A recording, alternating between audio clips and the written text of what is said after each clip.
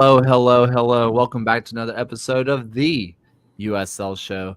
We are so excited to be back with a huge week. There were some awesome matches to talk about, but boy, did we get a lot of news in the last couple of days and some rumors, of course, as there are always rumors. But hey, as one or two leagues have shut the doors for this season, with W League and League Two. A brand new league has joined the fray, and truly the biggest league in the world, and that is the USL Super League. And that is kicking off this Saturday, I do believe. And we are so excited about to talk about all of it, absolutely everything. But first, come first. Ryan, man, welcome back. Thank you. Yeah, it feels like it's been quite a while since I've been on the show, so I'm happy to be back. Alan? Doing well. I discovered a new joy in rewatching games. 0.175 speed on the Google Chrome, but the sound muted and musical theater on in the background. It was I was listening to Drag the Musical while rewatching Lou City versus Sacramento in prep for today, and it was the best time I've had in a very long time rewatching a game of soccer. I love that. John? I cannot match that, but I am doing pretty well. Love to hear it. Hey, before we get into all of the news that we will get all the way into, I want to go thank our wonderful, beautiful patrons: John Hunt, Frank Anthony, Aaron J., Christopher Cohn, Harry Austin, John Fuller, Michael Fuchs, Joshua Duder, Noah Telford, Alberto Aguilar, Jeremy Churchman, Stephen Howard, Rian Lacara, Tim Knox, NFresh 30, MOS, Kunal Patel, all of the Hedgehog, and Andrew, and I can't see the last name because the list has gone on too long, and we'll have to just shout your last name out later. Thank you guys so much for sponsoring us. And hey, the moment that our patrons list has gotten too long to see in one like little frame over to my side, that's a cool day. So if you want to join that long list of people, we will continue to say all of those names, and that is in the description. And by the way, it is Andrew Townsley. So also I want to go ahead and thank Goals TV for sponsoring this episode. Go over to goals.tv and go sign up for free. If you don't like it, you'll get your money back. It was free. You didn't pay anything to begin with. You'll enjoy it. Lots of good content over there. Lots of good Super League content being posted over there. Hashtag wink wink. And also thank you to Added Time Outfitters for sponsoring the show. Use code USL to get 10% off your next order, even if you've used the code already. It's great. 10% off. It's a blast. Get stuff, get nice wristbands, get fun shirts, support a small business. We love them. We love you. Let's get into all of the news from the week. And let's talk about the lightest hitting topic first. I think this one's the quickest convo. Oakland has a new home. They are officially moving to the Coliseum. Hey, when the A's decided they didn't want to be around anymore, the Roots decided to step on in. I do believe the Roots are already in the Raiders' old practice facility. And now that they are going to be moving to the Coliseum, they are obviously taking over the Raiders' old field, but also the Athletics' old field. So now if they just want to take over old Oracle in some way, we'll see what the Roots are really capable of. But important part about this, I do believe, is that the Soul are not moving to the Coliseum, if I am reading stuff correctly. So if someone can correct me on that, but that was kind of what I understood from that. But super cool for Oakland Roots to be back in Oakland and taking over, despite what you may hear about it, truly a piece of American sports heritage, which is the Coliseum. Yeah, and I mean, in terms of the logistics, nothing formal in the Soul. It was kind of positioned as a maybe it'll happen, but probably not. So you never know. But I mean, getting them into the Coliseum, which for all the faults, for all the worries that you have just with association to the A's at this point, like that's an institution in Oakland, and you're getting the team back in Oakland, literally laying down the roots. It's a 1-year lease for now, but getting that visibility, the plans to have the modular stadium at that Malibu lot nearby. This is an important step for the club that frankly has had a little bit of up and down in terms of where are we going to be playing, where are we going to sit down and kind of stake our claim within the East Bay. I love to see it for them, like a major step for Oakland, a major step for the league as a whole. One thing I kind of mentioned sort of whenever I was planning to go out to Oakland last time, I was thinking, man, I need to go to the Coliseum because I have like this book that I have to fill out because I say I have to. It's one of my goals to hit every major league ballpark. And I was like, man, this was my only time to go to the Coliseum, before the A's move. Kind of cool that now if I decide to go back, the roots are going to be there so I can still get to experience the Coliseum.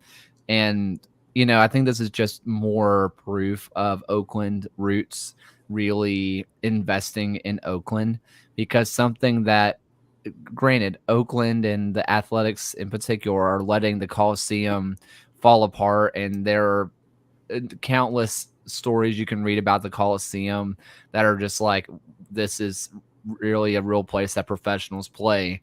But once the Athletics moved out, I mean, the place was going to deteriorate even faster. And now that the roots are going in, we'll see how much they can actually do to make it nice. But at least, they're going to be doing something to keep around such an establishment just a little bit longer.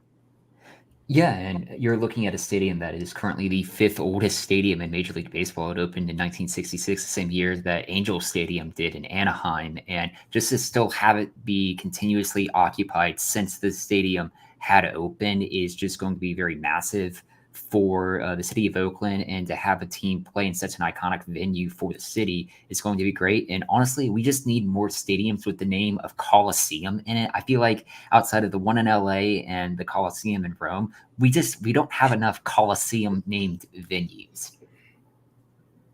Is there a really good shot that Oakland, with this move and being in the city, could actually outdraw the average attendance for the Athletics? I know it's a little bit of a stretch right now, but like, it's in the realm of possibilities that Oakland roots will draw more people than the 9,000 average for the Oakland Athletics. The roots are capping at 15,000, so like it's not possible. Yep. Aren't the Vegas affiliates for Oakland or for the Athletics already outdrawing the Athletics? Like, aren't the Aviators already outdrawing? I mean, possibly. There's an off chance they outdraw the Quakes, who are averaging about 12, 13K. I mean, it's within the realm of possibility. My question is, obviously, if they're going to be playing in there, how much are they going to get free realm to change the stadium?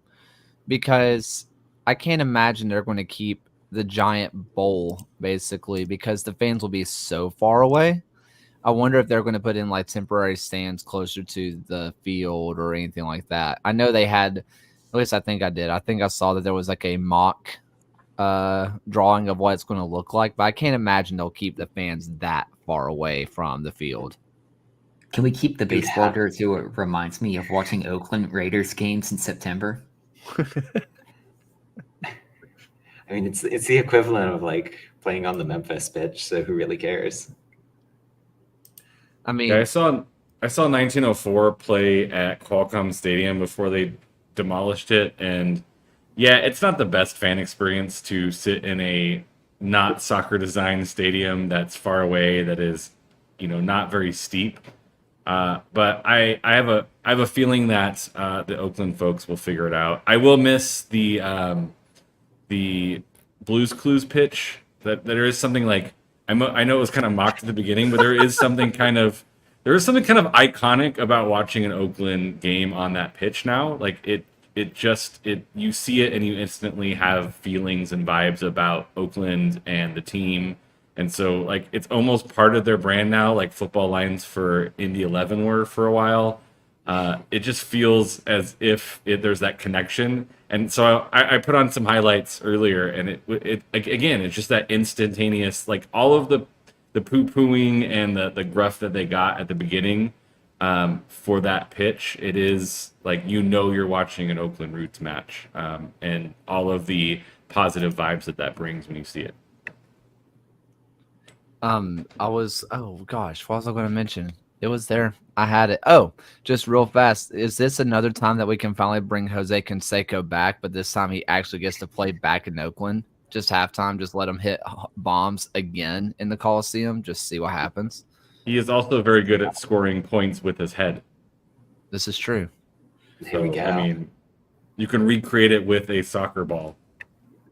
All right, hey, let's go ahead and move on to massive. I say news. We know it's coming, but it's finally here. The Super League is here.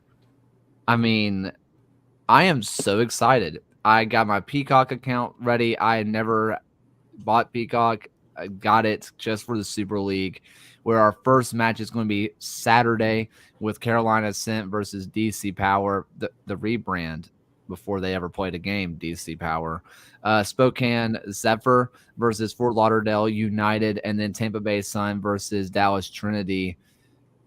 You know, just early on, I just have to say it, besides like DC Power and maybe Fort Lauderdale, every single matchup is very just visually aesthetic. Like the badges are just very aesthetic looking. So I'm way into that, especially this Trinity and Sun match. It's just nice vibes.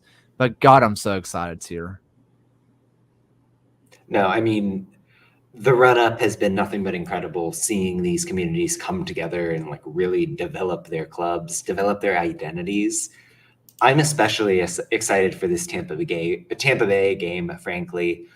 They seem to be doing everything right, especially with the composition of that roster. Dallas as well, like the Barcelona friendly, they're setting themselves up to feel like a team that matters. But hey, don't undersell what's going on Saturday on Peacock with like the Carolina, the opener of the entire league is going to be historic. Really just exciting to have watched this come up from the grassroots, watch Amanda and the team running it, really put in the hard work and make this feel like something that matters and something that people can buy into. And I'm excited to pay attention to and watch it all. You know, I've been trying to follow a lot of the roster building, and for me, it's trying to find the names that I am familiar with, you know, try to find people who went to my alma mater that, you know, would have played while I was there.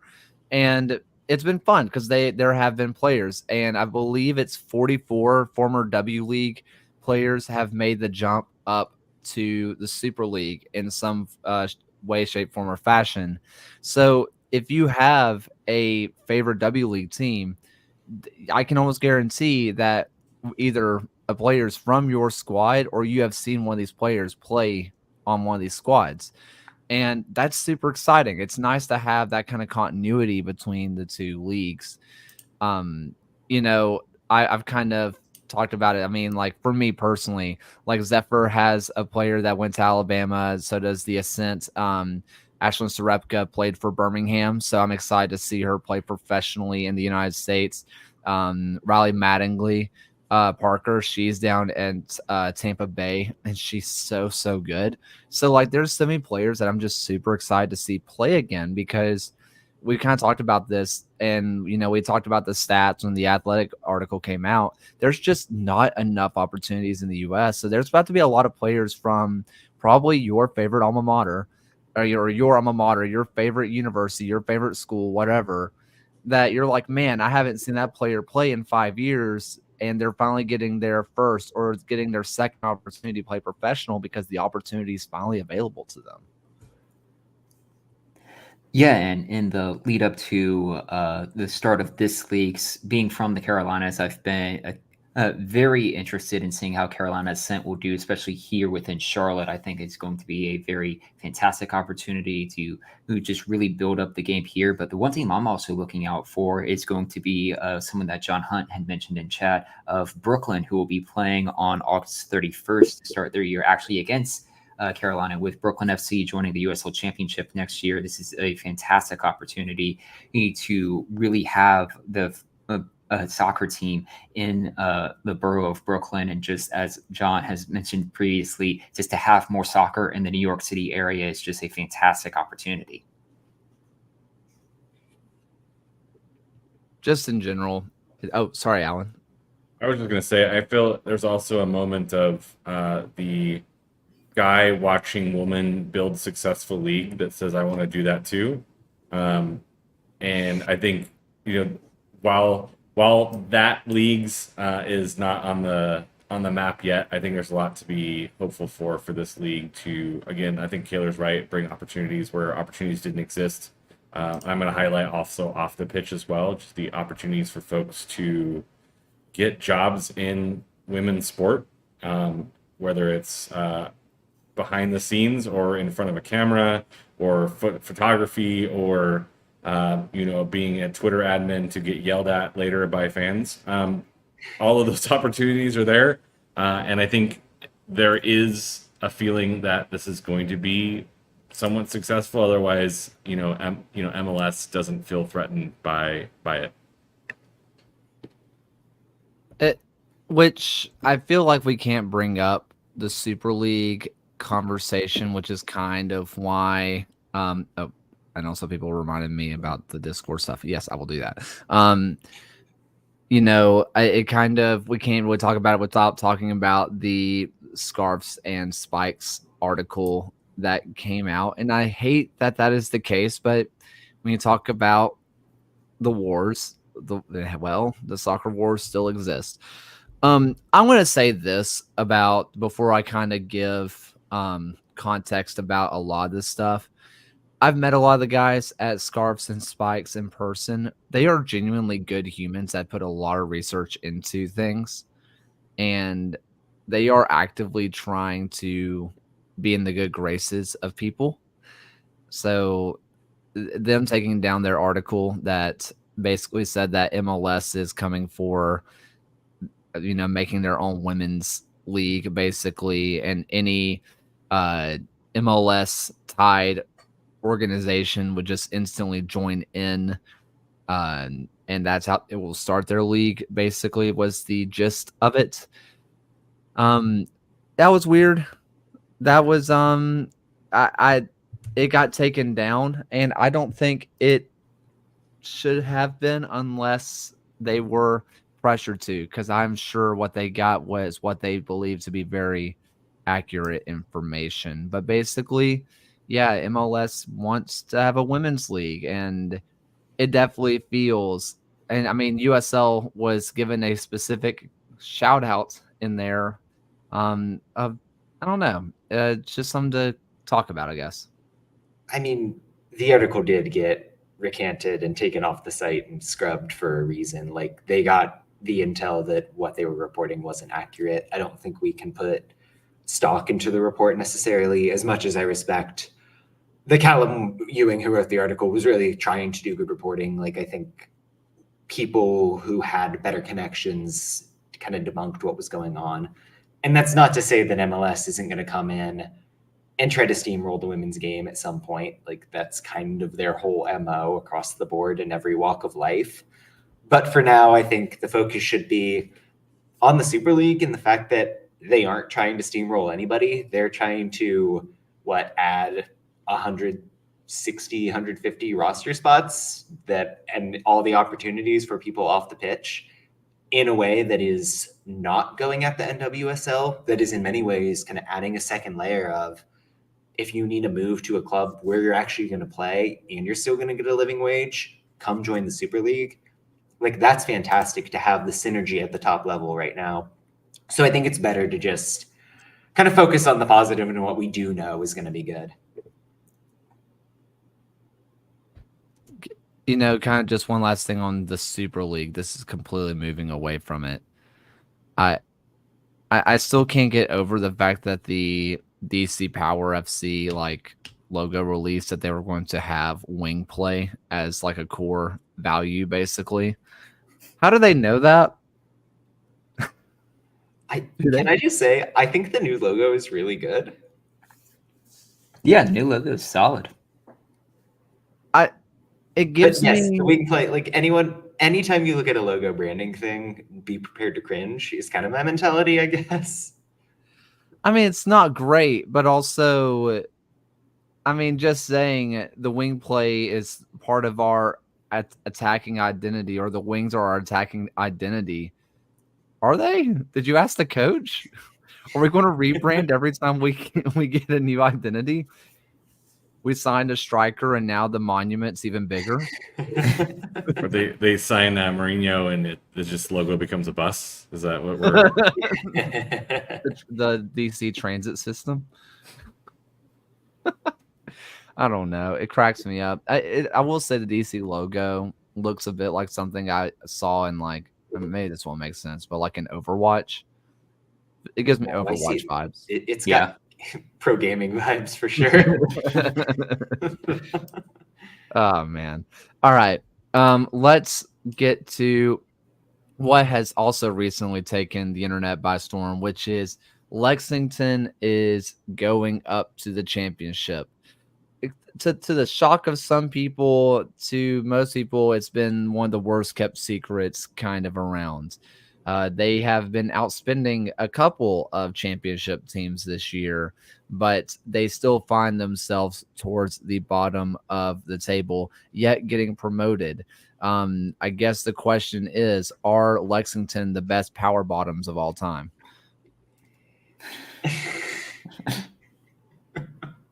I don't know how you expect me to talk after that. I mean, I think I want to start off by just like addressing the skepticism to a degree. And it was a very negative reaction. I know, Kayla, you've kind of been poking fun at like people not knowing. There aren't a lot of people that follow League One and the championship. Like we're a select few, much less like people who have an awareness of, oh, Lexington has a stadium coming. Oh, that gives them the option to join the championship. Like there's layers of bureaucracy here that I think the average fan didn't realize, that this has kind of always been the scenario. This is what Lexington has been striving for since day one.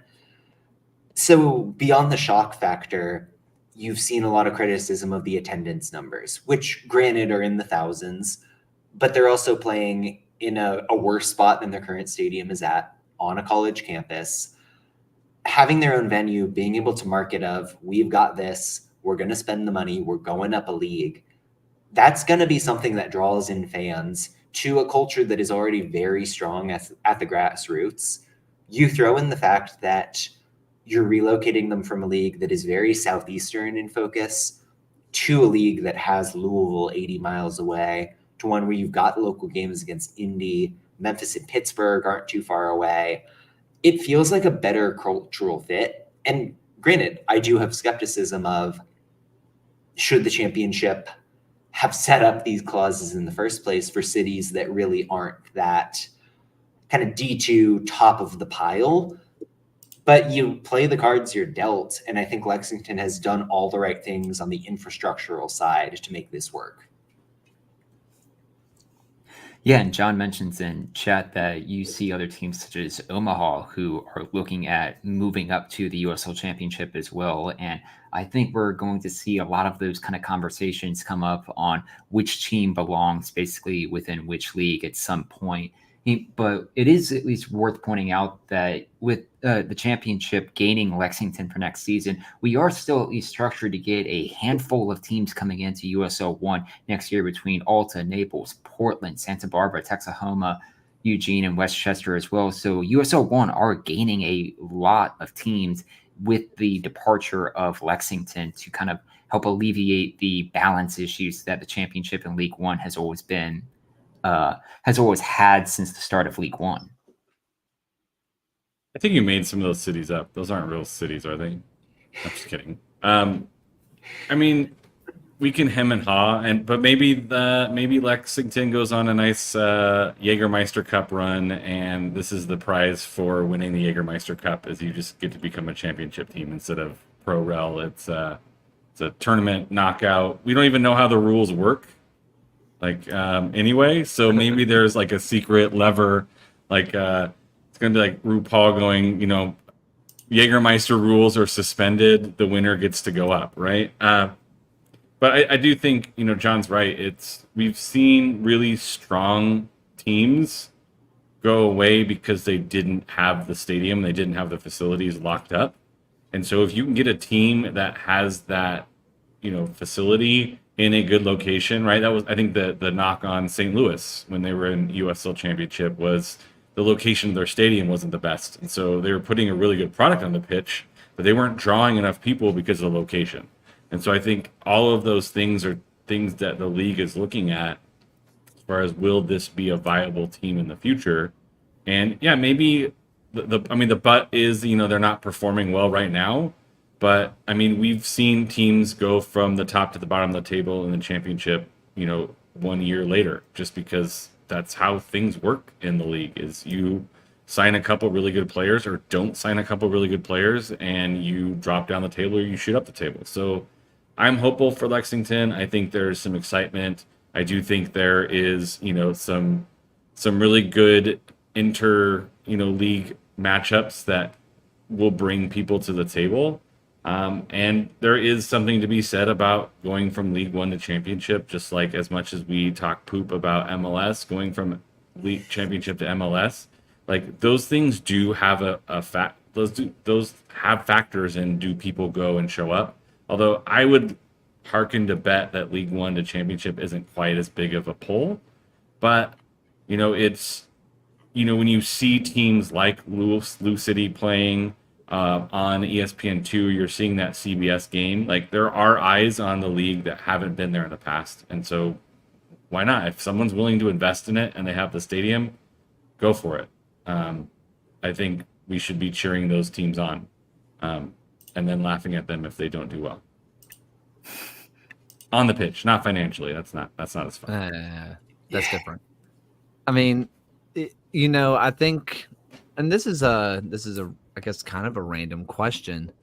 Has our idea of a team moving up been jaded a bit after the North Carolina winning the championship last year and thus getting promoted? I know it's kind of a meme and it's like, haha, they actually got promoted this year, guys. Look at them go. But I mean, Lexington put money into that squad. That is, I mean, like I said, they're outspending for sure Monterey Bay.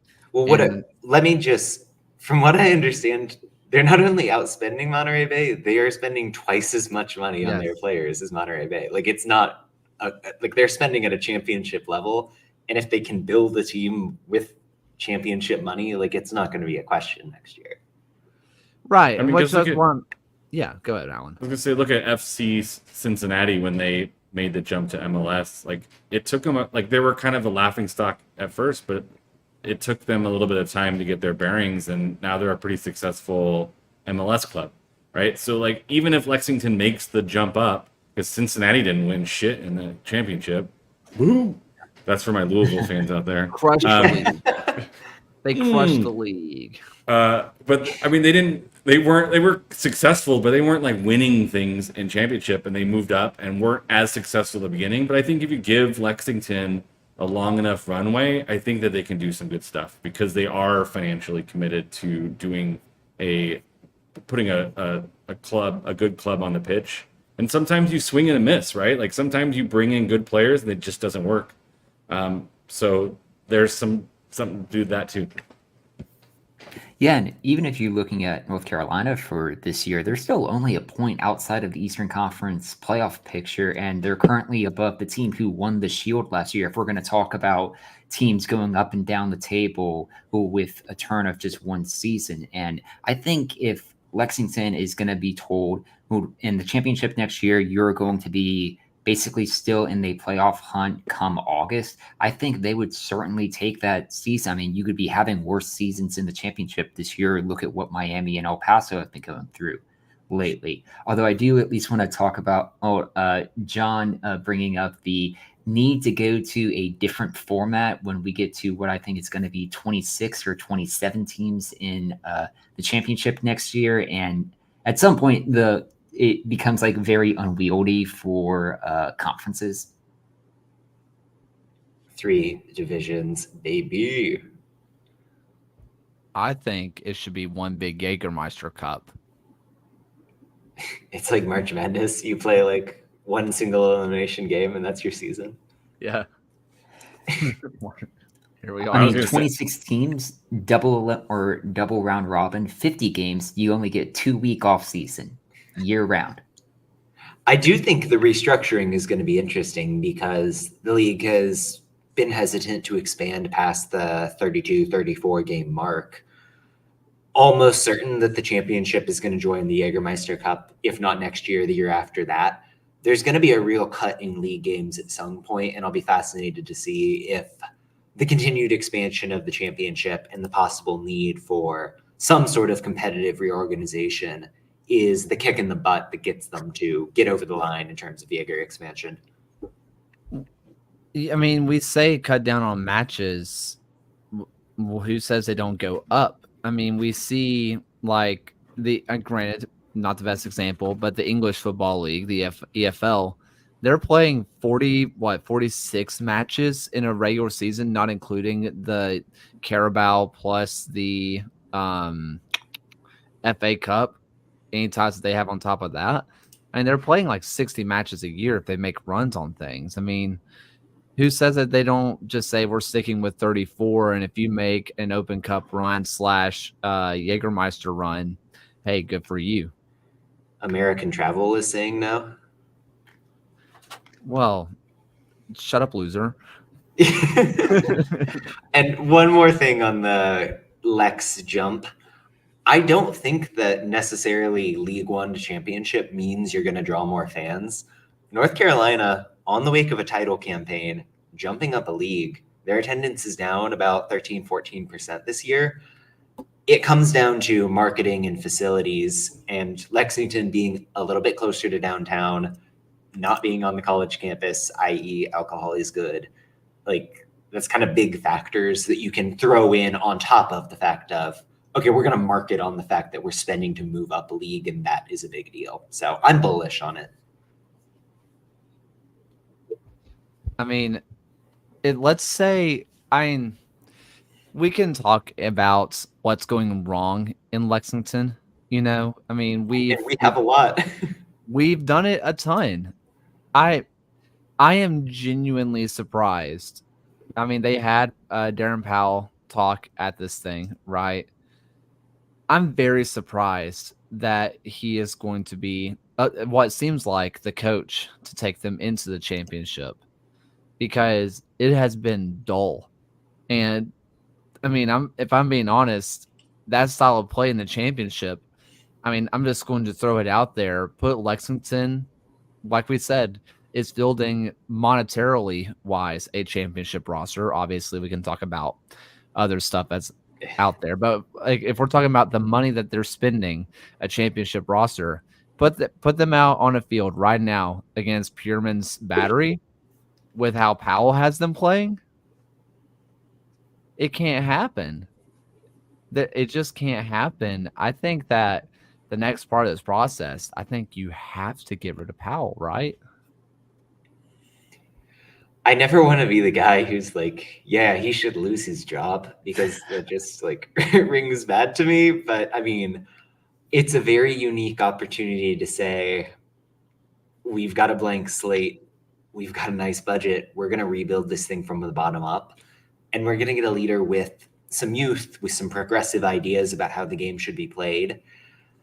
That's not to say Powell is a bad coach. I think there are definitely certain contexts where he could be an effective manager. I don't know if he's the guy for this situation in Lexington, given what we know about the future. The other question I have about Lexington is the horsetail really like abnormally long on their crest? Is that just like a me? Is that bothering me thing? That just like looks like a very, very long tail. But I don't know horses very well, so I'm not the best person to ask. But it just looks abnormally. It's been bugging me. It's like super long, like up to the That could back be of like the head. DC power that they'll just play out of the back. Maybe. I mean, I guess it's pretty long. Well, now I gotta look Yeah. it up. I'm not going to beef with it. It looks like too long a tail. Are his legs too long too? I'm just going to say. A horsetail is apparently about 1.5 feet. And if this is a 2-scale horse, that's like a 4-foot tail. I think the torso is too small, and I think it makes everything else look big. This could just be Lil Sebastian from Parks and Rec, though. They're relocating to Pawnee. That is, again, that's why I was asking. I wasn't judging. I was asking the question, knowing that I was in the wrong. And so I thank you for pointing that out. I guess the big thing with this, and I know it was the first thing that everybody pointed out, but it is incredible how close they got to a Ferrari copyright or trademark, but just didn't quite get there. Who's suing Chattanooga? What's the deal with Red Wolves? Oh, New Mexico, because New Mexico State are the Red Wolves, and it's like the same exact Red Wolf. That's so funny. So at least, I mean, Lexington avoided that, so a win is a win. I'm going to try to find it. Red Wolves. I'm going to see if I can pull this up. If you guys want to go ahead and start talking about the awesome match that was Louisville versus Sacramento, where, I mean, someone correct me, Arkansas State. If somebody would or knock me off of my perch a little bit, most exciting USL championship match ever for regular season? Ever is strong. Of the season, I think you would have a hard time saying no. And to have this game on the ESPN2 platform, like, that knocks your socks off. And what a start to this game from Louisville City, and what a finish, certainly. It was Jansen Wilson on the wing again. Wilson Harris going absolutely bonkers up front. I mean, his motion simply tearing Sacramento apart.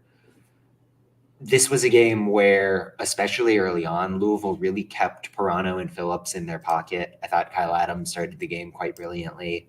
You were getting the supporting rotation into the low areas from Taylor Davila, and he was rewarded with the goal in the second half. It felt like the classic sort of Lou City game where they make a statement against another contender. And then Sacramento, I don't know what Mark Briggs said after they gave up that goal shortly after halftime, but it was like a flip switched. To me, it looked like they pushed their shape up and got a little bit more aggressive in that regard. The connections were making more sense. They were able to get Gurr in the space beyond the wingbacks much more quickly and effectively. It looked like the Sacramento team we expected from week one, frankly, like a team that wasn't missing a Roro Lopez or a Russell Cicerone. Ultimately, not enough, and you don't blame Sacramento when they have 3 healthy center backs. They're playing a 17-year-old in that back line. But, I mean, you can't say enough about the Lou City performance and the heart to stay in the game after they take that hit. They go down 3-2, and to come back and to have that winner in the 94th minute from Harris on a somewhat broken play. Just incredible scrapping from them, incredible instinct from Harris. An instant classic game, to steal a term from NCAA football.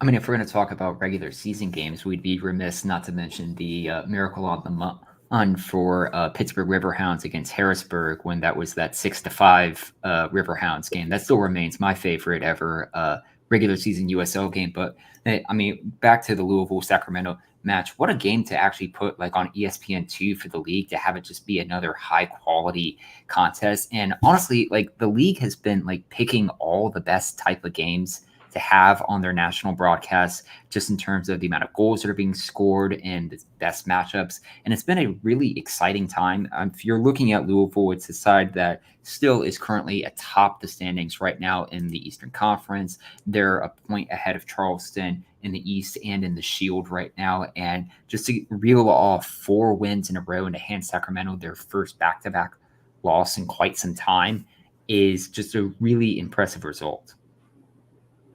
Yeah, we've seen matchups like this where it's like you're excited because you think it's going to be fireworks, and then it ends up being like 0-0 because both teams are like playing hyper defensive and they don't want to, give anything away. But I think this game was important for both clubs.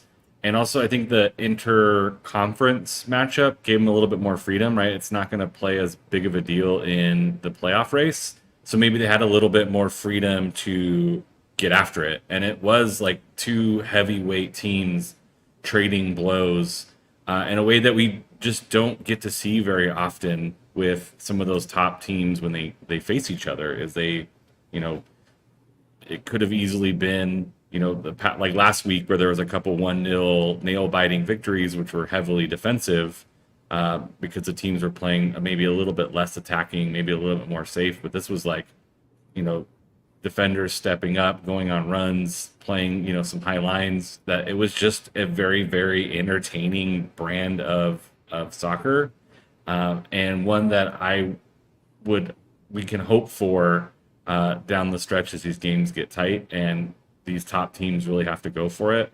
So credit to both of those teams for, both playing that style of match, and Sacramento going on the road and throwing some haymakers at Lou City in a way that a lot of teams I don't think are built to, or maybe are afraid to, against Lou City on the road. So, tip of the cap to Sacramento for making it exciting. And, I think this shows just kind of where Lou City is this year. Is they can beat you with some counterattacking stuff. And then when broken plays happen, they just have really smart soccer players that can put the ball in spaces to help each other. And, this could have easily gone a different way with the right bounce, and Lou City got those bounces. I mean, kind of speaking of the bounce, before we sort of move on, is hey, look, the drop ball moment. Yeah. I mean, that's so cool. And I mean, Tosh getting in a little ball roll assist to Wilson Harris. I mean, that's just cool. But man, for just a half volley drop ball moment that's essentially a corner, that is the final kick of the game. I mean, it is just, it was as good as it gets. I mean, that's kind of a moment that when we talk about the growth of a league, right? If that play happened, 3, 4, comfortably 5 years ago, it's the play of the season, no questions asked. It's definitely want to be one of the highlights of the season, but like there are moments and goals that have even outshined it this week.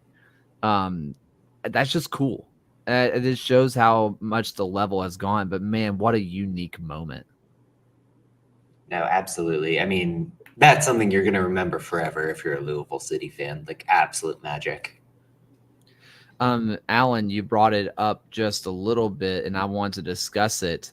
There were fireworks at Hartford versus Rhode Island, but it was not of the end of, weirdly, Rhode Island. It was Hartford with the fireworks, but it wasn't on the pitch, where Rhode Island wins. Big win in the El Clamico, which, what about the calamity that was that one Hartford fan when he ends up in jail that night? Can I say something controversial? As long as the people around him were kind of okay with it, I kind of liked it. I think the issue was that like random Rhode Island fans were not happy about getting like firework debris all over them. That's fair. I thought it was really cool. Like I'm totally into it either way, but I mean, you hear those chants in England all the time of like, let's pretend we scored a goal. It's obviously a tough situation to see your team down 3-0 for a match and struggling. So it was interesting. We talk about like fan bases struggling to show up occasionally. Hartford has the most committed fans imaginable for a team that's been just horrible for 3-4 years now. Like those guys go hard and I love it. When's the last time they made the playoffs? Their inaugural season, I think. 2019. And that sounds right to me.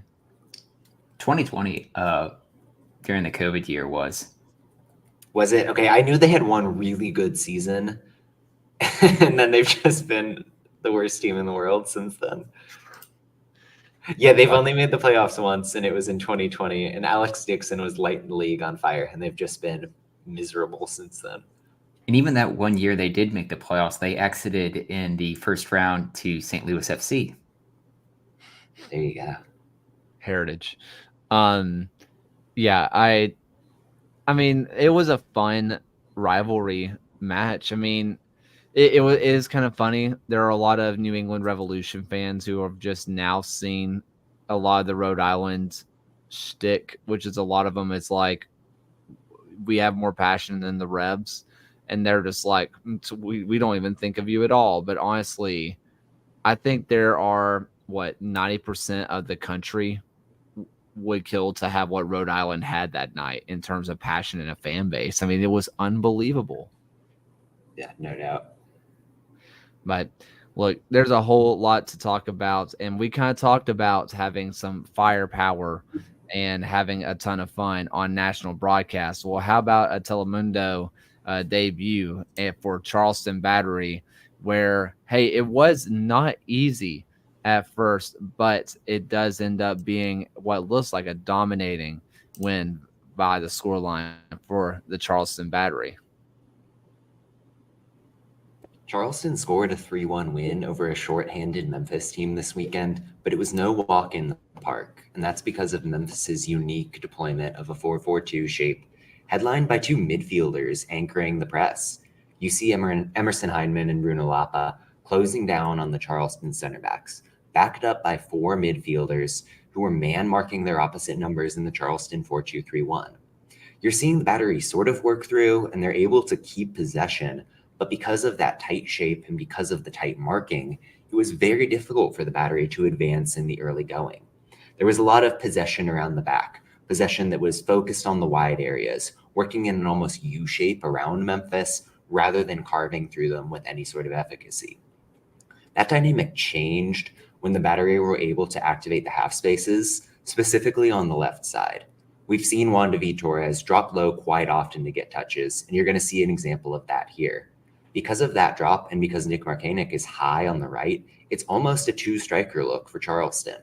They're working against the momentum of 901. They're getting Markanek involved in space against that momentum once again, and he's able to earn a corner for his efforts.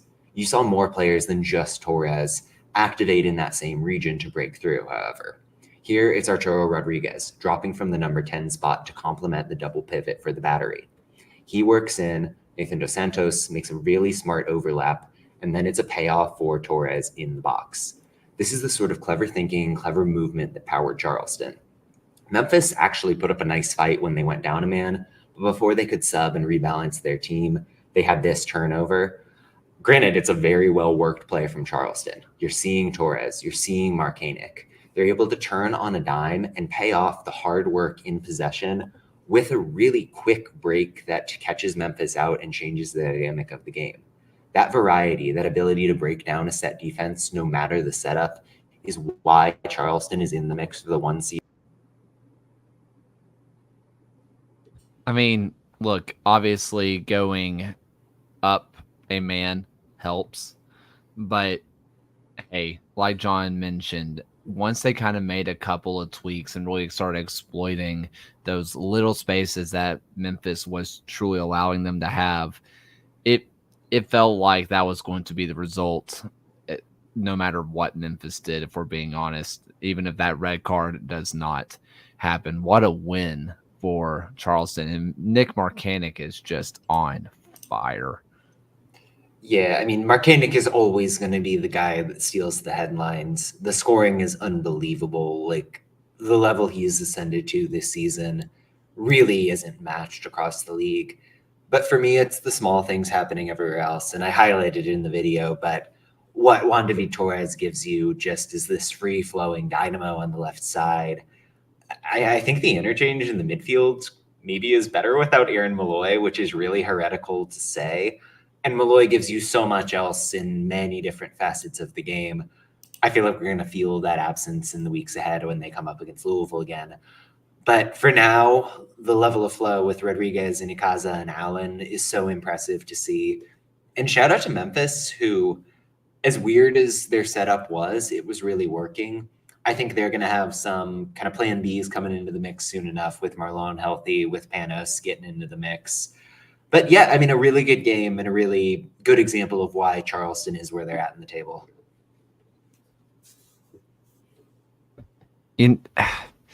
I'm just excited to see what Pyramid can just do with this team, man. Every single week it just turns into what kind of, what can he pull out of the bag this week? Quietly, and I know we've been talking about Nick Marcanic. I get it. We talk about him a ton. We're not really talking about how he's really pushing Aji Berry's goal scoring record right now. Like, I think he's going to get there. The way he's playing right now, yeah. Which makes those offers that they've been getting for him of sub, what is it, sub 100,000 right now, just even more insulting considering Aji Berry went to, what was it, Pyramids for like allegedly just less than $1 million, even though that was like with other stuff, but it could have got up to $1 million, which again, that just makes what they're offering from Marcanic just so much more embarrassing, to be honest. Yeah. I mean, Marcanic and Myers both combined for 64% of Charleston's league goals this year. And it's just going to be really exciting to see them go up against Louisville this week, and the two highest scoring teams currently in the championship. And it was a game that saw 5 goals when they met in Patriots Point back in April, and it should be a really fun match. So let's go ahead and move on to some predictions. Why don't we? Hey, let's just go ahead, keep the party going. There's Louisville Charleston. Like, it's here, it's happening. I know the fans are looking forward to this one because of what they perceive as these crazy fireworks between Pierman and Danny Cruz, which I hope they give us more sound bites. I would love more than anything for us just to get more, not even coaches' hot mics, because they set it into the microphone with their entire chest. But I just want more of that. But God, these two teams are coming in so hot. How do you discern who the best one is? Let's go ahead and start with Ryan. Yeah, I think this is going to be a really exciting match. It's going to be a match that I've picked to have both teams score over 2.5 goals. What I think is really interesting historically looking at this game is you have to go back to August 2019 to find the last time the visiting team has won this fixture, and that was Louisville going into Charleston and winning 2-1. I believe if you go back through the entire history, Charleston has never been into Louisville and walked away with all 3 points. So it's going to be a lot of just historical precedent they would have to reverse. But I think this game's going to end in a very exciting scoring draw. Alan? I'm going to go Lou City for all of the reasons that Ryan pointed out, except his conclusion. I think I think those are the reasons why you pick Lou City in this match. Is it's in Lou City. Charleston's been playing well. Except for that loss to Tampa Bay. Maybe a little bit of you play who you have to play who you're against. The New Mexico win was pretty impressive earlier in the season. But as of late, Indy, Loudoun, Miami, a draw against Hartford, maybe a little bit of overhype for the wins. Versus Lou City, clearly playing well against a good Sacramento team. They beat New Mexico. They beat the high-flying Monterey Bay. So I'm going to go Lou City on this one. Yeah. So Ben in the comments, clearly prepping for some cool graphics, is pointing out that the league goal-scoring record is 25 and the Charleston record is 27. I think Marcanic clears both of those, frankly. And that's my nice little lead into the fact that I think Charleston is going to lose this game. Lou City is so good at home, and I think they've come away with some really valuable lessons, not only in the game against Sacramento, but in the first game against Charleston. And that was a matchup where very early on in the match, the way they used their wingbacks and the way they pressed with 3 forwards left them very vulnerable at the back. And Marcanic ate them up on the right wing. He was constantly getting space in behind, constantly able to set teammates up and force defensive rotations. I suspect, as we saw late on when Dylan Maris came on and put Louisville into a 3 center mid formation against Sacramento, something like that is going to be the move from kickoff in Charleston. They're going to be a little bit more cautious with the wingback play. I just have a tough time seeing anyone going into Lynn Family Stadium right now, and I think Louisville wins this game. I'm taking Charleston, and it really comes down to, like, I think that in terms of squads, I think that Lou City may have a small advantage, maybe, but also I just think that what Ben Pierman does as a coach, and not even just tactical, forget the tactics for a minute. I can't think of another coach in USL history that not only thrives in, but also can really instill the heel the way that he can into a team. I think that he can just somehow get to his players and just make them so excited to go somewhere else and just try to win. I think it's going to be Charleston.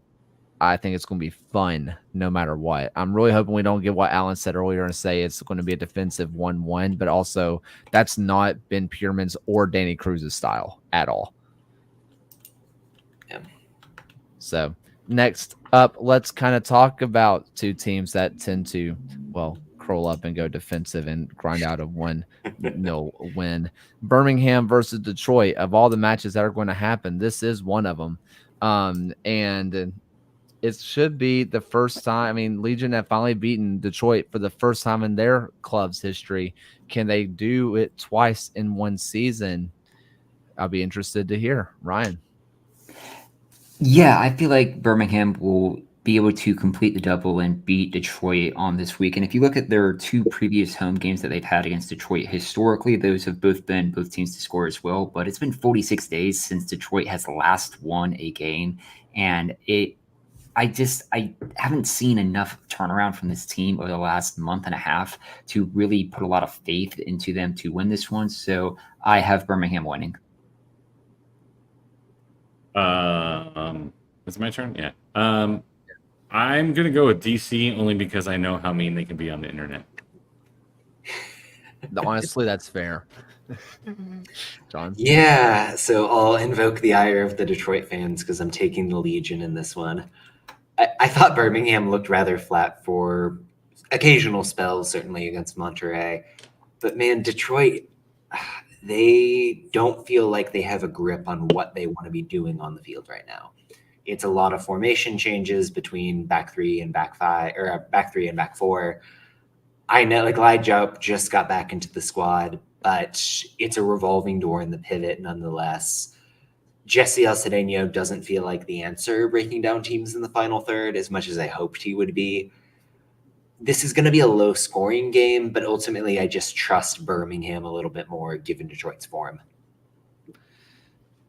I'm taking Birmingham because I'm a homer, which usually I don't do because I'm like so negative.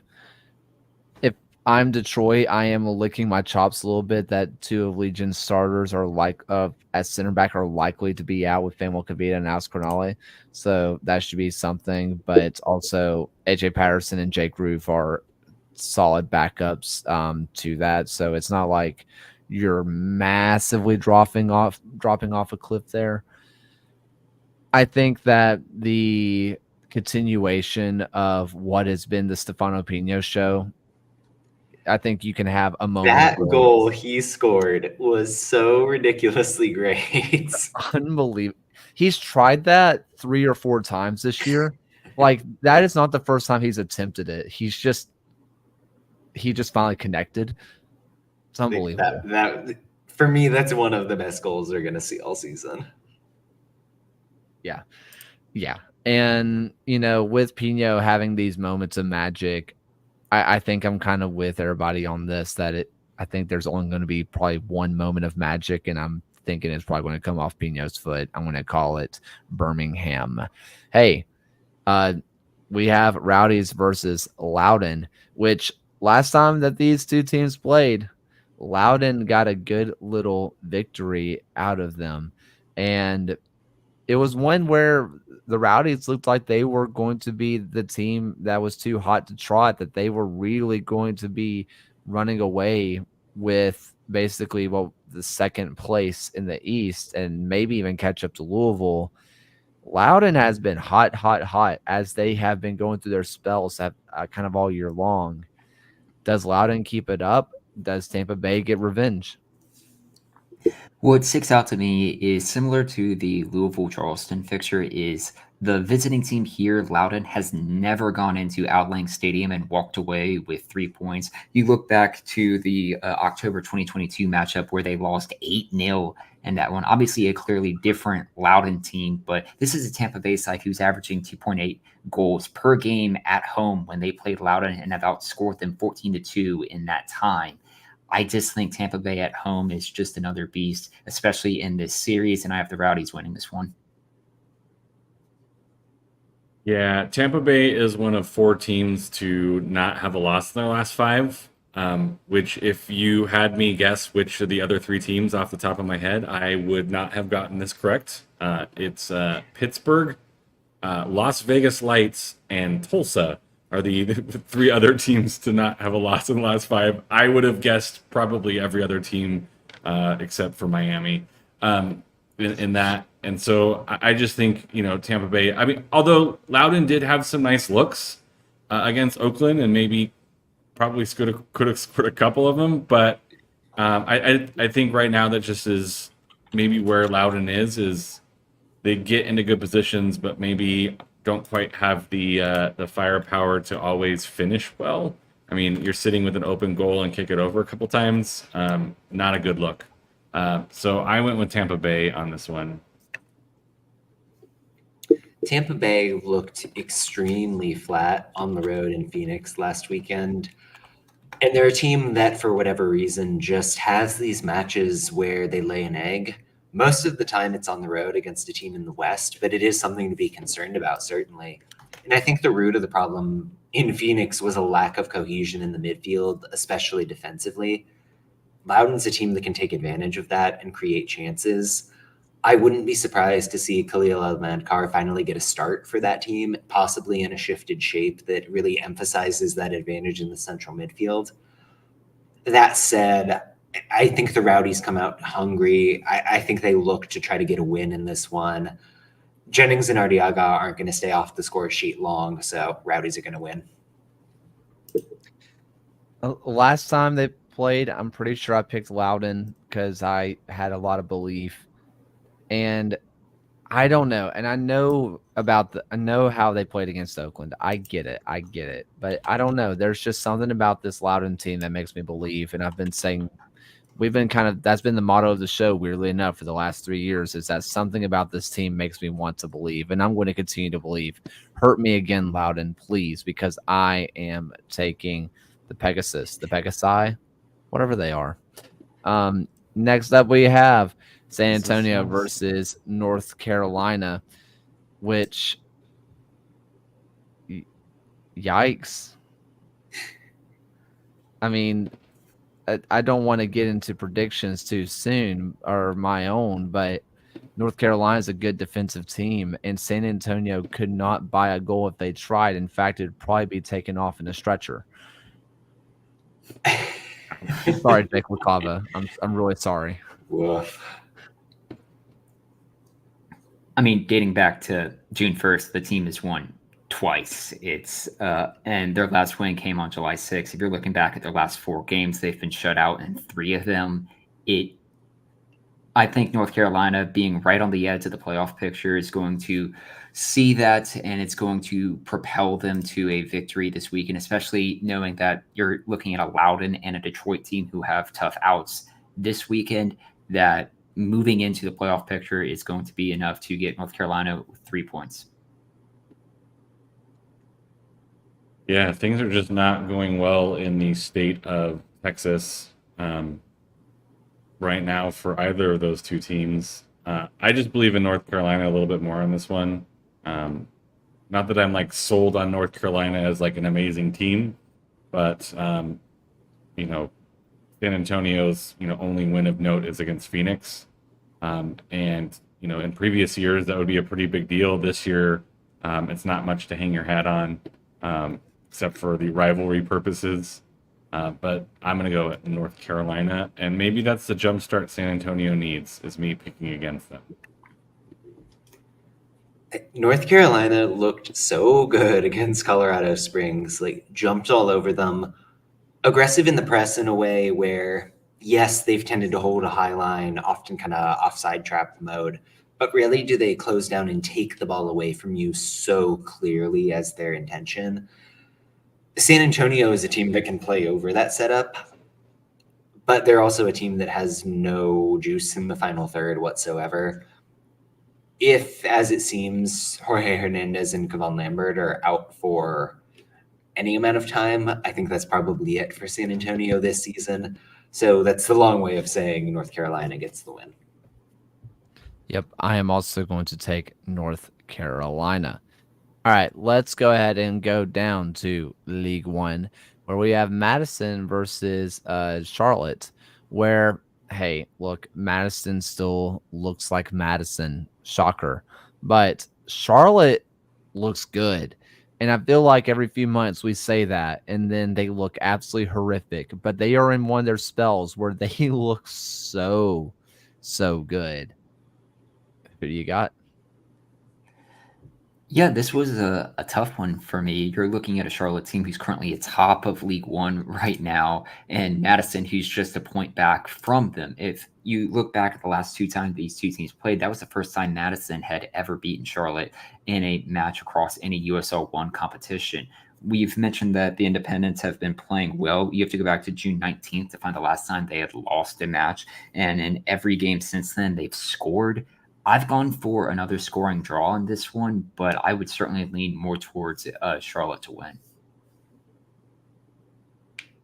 Yeah, I need to play catch up in this game because this is also tactical in that we are picking points against each other. And so I went on a limb here. I know Charlotte is doing well, but I have a soft spot for forward Madison. I always have. And so I'm going to say that they are going to pull maybe a little bit of an upset here, and maybe I get an extra point on somebody in our pick'em game, and so I went with Madison. Yeah, I mean, Charlotte, the way they're playing, the way they're attacking is so impressive to me. Finally finding the form you want to see and not just relying on Austin Pack to get the job done. I think Gabriel Oberton, particularly in that sort of free-flowing second striker role that he's been in, has been otherworldly in a way that his resume probably predicts he would be. I think they go on and get the win here against a Madison team that still has to show me the consistency, the ability to get it done week in and week out. Yeah, I'm going to go ahead and I'm going to take Madison, but I'm going to be honest, I don't feel great about it. I mean, someone that we talked about a bit in the preseason, but it's kind of got lost in the mix a bit because I think he was out for a while, was Omar Sis. Like, Yes. He's unbelievably good, and he's someone that I should talk about more because I love watching him play. He's your number 6's favorite number 6. Like, he is just so good. But then I just keep looking at this Madison roster. I just look at the names. I know that the game is not played off names, but God, the names are so good. I just can't get over it. I'm taking Madison against all better judgment. Go ahead, Gio. Cue the meme because, hey, Charlotte are still top of the table for now. Let's see. Last up for the night is going to be Fuego versus Lexington. Everybody's favorite matchup in this one because we are dealing with two teams at the bottom of the table. Fuego has one more point and has allowed one less goal. So that's cool. I mean, if you look at the 4 previous all-time meetings of these teams, what we are at least in for as a promise, and given that it's going to be USL 1 after dark, since this game starts at 11 p.m. Eastern time, is both of these teams score a bunch of goals. They have had all 4 of those games beat both teams to score, and 3 of those games have been over 3.5 goals. I think if you look outside of their defeat to Omaha in the Jägermeister Cup, Fuego, if they can win this one, will have won 3 consecutive games in USL 1 league play for the first time in their club's history. And that's why I'm backing them to win against Lexington. This is going to be a tough matchup for Fuego to play a championship level club. So it's going to be. So I went with Lexington because I just think that the championship club is just going to have a little bit more firepower than a League One team. So I went with Lexington. Unbelievable. I do have a draw here, and kind of everything in my brain wants me to say Fuego get the win.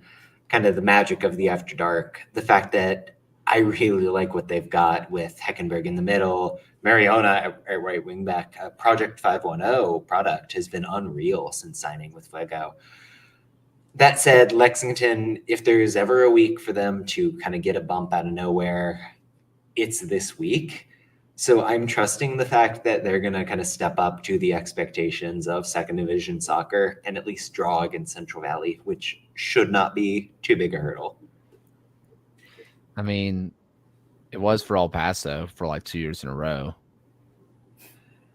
I mean, I just want to point out that John. I just want to point out John said exactly the same thing I did, except it sounded way smarter. So off of vibes, it's to me it has to be Fuego. To me, I mean, Fuego is. You don't think Lexington has the vibe this week? No, because I feel like a lot of those players are thinking, "Oh God, we're not even good enough for League One right now. We're definitely not making the move up." That's fair. But I mean, seriously though, I mean, like Fuego's been hot. Like they've been good, and we saw that at Lexington got a dramatic win over a rival with 1 Knox, and that's cool, and maybe that gives them a bump. But they've also been doing well in the Jägermeister Cup all year long, and it has yet to translate into the league. I have to take Fuego at home. I mean, it just makes too much sense, which is probably why it won't happen. But to me, it makes too much sense. This was really just one long bait and switch where we draw the Lexington fans in and then crush their hopes at the end of the show. Welcome back. Welcome back to the show, guys. Which honestly has been the entire season for them. Draw them in. We're bad. But the Super League team is here. Dang it. Also, I know this isn't kit season, but like their kit is bad. The Super League kit is not good. I mean, yeah, it's not good. Like, I'll leave it to kit season because, again, I'm too mean to Lexington. But yeah, it's boring and bad.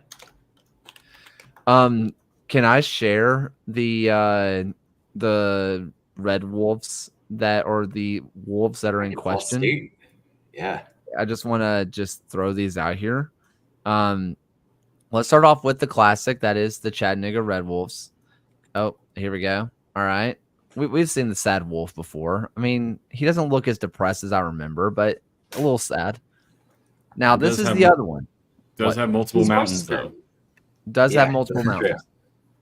Now, I don't think it's as similar as I remembered. This is the Arkansas State.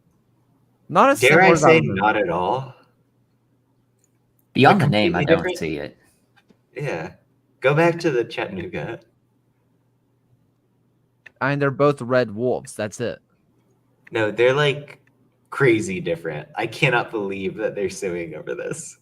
That said, if somebody was going to sue, which is why I thought it was New Mexico, I feel like the New Mexico ones. Oh wait, I didn't share the screen. That's on me. Let me go back. The New Mexico one, I feel like they might have a case With Northern Colorado and The Monterey Lobo, you Bay. mean? Yeah, But they're a lobo. Oh, yeah. Like, that's not a red wolf.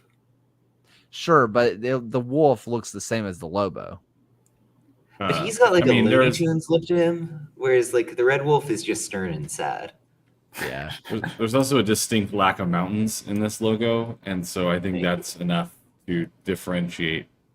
And the Arkansas one only had like maybe one set of mountains, and Chattanooga had like maybe at the top there's a little bit of a mountain range, but I think Chattanooga with the multiple mountain-esque moments, I think there is no brand confusion there, which I think is one of the standards for logos. If you're an audio listener, look up the Arkansas State logo and tell me why the wolf looks like he's crying. They have Butch Jones as their head coach. It does have the very sad cry things out of the side of the eye, and maybe it just got spayed and or neutered. So they follow Bob Barker's advice. It is I kind don't of know. They lost 73-0 to Oklahoma last year. What do you want from their program? I love you telling a football score with a nil more than anything I've heard all night. What a time to be alive. All right. Any final thoughts for final USL thoughts for the night? Anything? I would say what a time for Grant Stoneman to get his first goal for Rhode Island this past weekend. I was super happy to see him put one in the back of the net for what is quickly becoming like a replacement for the hole in my heart. And on that note, a shout out to Andrew Vasiliadis for hooking me up with the Loyal Legacy book. Like, means a lot to have that. So yeah, it's great. It's like great, and it was like free. There's going to be a public link soon, but he wanted to make sure. Yeah, he wanted to make sure like the supporter people and the people who are in the team got a copy.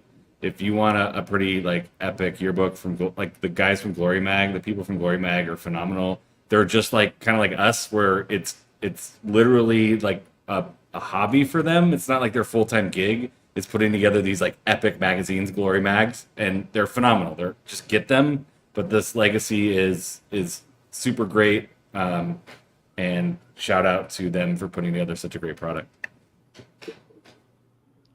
Yeah, mine was going to be the Stefano Pino goal. I've watched it a lot.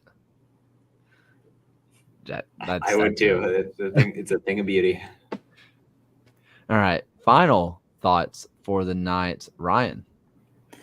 Yeah, I guess later this week I'll publish my Premier League predictions for the season starting this weekend. So looking forward to dropping that article. But I guess beyond that, I made orange chicken and noodles in my air fryer and on the stove this week. I was craving Panda Express, but didn't feel like driving all the way to a Panda Express, and it tasted fairly solid. And I actually now do have the Panda Express sauce container here, so I can just do more mimicry of that in my kitchen. So yeah, just experimenting with other foods to cook. Nice. Love that. Alan? School started back up again, so life is a little bit less sewing centric and more school centric, so that's good. Yeah, so I moved more back up to Riverside than I was before, which is sad.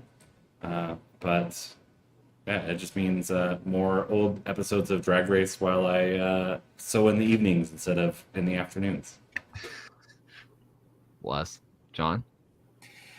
Yeah, tomorrow, I think, today, if you're listening podcasty, I've got a giant article about the Las Vegas Lights coming out. I got to talk to Dennis Sanchez, John Leonardo Neglia, and Solomon Asante about why they are good and what went wrong with like everything ever in the history of the Lights previously. So check that out on Backheeled. Fun stuff. That's awesome. I had one, but I just don't remember anymore. It's just been one of those days, let me tell you. One of those. Oh, actually, just a story from yesterday. Trigger warning: if blood freaks you out, turn off the episode. Okay. Just thought I'd let you know. Oh, yeah. It doesn't work if I turn off my cam. Oh, yeah, no. Basically, I had a girl She was just trying to fix some color guard stuff, and the pair of scissors slipped and cut herself really bad. And she's like, again, trigger warning. If getting blood bothers you, turn it off. Like she's like just makes my band room almost like an entire murder scene, like spraying and pouring blood everywhere. And she's like, I'm bleeding a little bit, and I'm like, girl, this is more than a little bit. And I was like, like where's all my things? My wife, my wonderful wife, she cleaned my office for me, and that was awesome. I love her so much, but I couldn't remember where she put the medical bag. So like she's like holding, like she's bleeding like crazy, and I'm like, I don't know where my medical bag is. I'm freaking out. She's okay. She got 6 stitches, but she's okay. Everything's fine. Yeah, but that was my day yesterday. I spent 2 hours cleaning up my room because our custodian was apparently busy. I don't know. You hate to see it. That was my day yesterday. Anyway, hey, thank you all so much for listening. While we were recording, I got to pull up this name because I just want to throw it out there. I want to thank Timothy Meadows for becoming a Patreon member. So in the middle of this episode, we gained 1. Thank you so much for supporting what we do. And thank you to all the patrons that support us. And go ahead, check out goals.tv and go make sure you check out adatimeoutfitters.com. Use code USL. Get that 10% off your order, baby. It's going to be a blast. And you're going to look great. You're going to feel great. And you should feel great because you made it to the end of this episode. And for the final time, you get to hear Alan's voice. Thank you for watching another episode of the USL Show. The USL Show is now proudly part of the Protagonist podcast family. Please go to protagonistsoccer.com to check out more work. Thanks for stopping by. We'll see everyone again next time.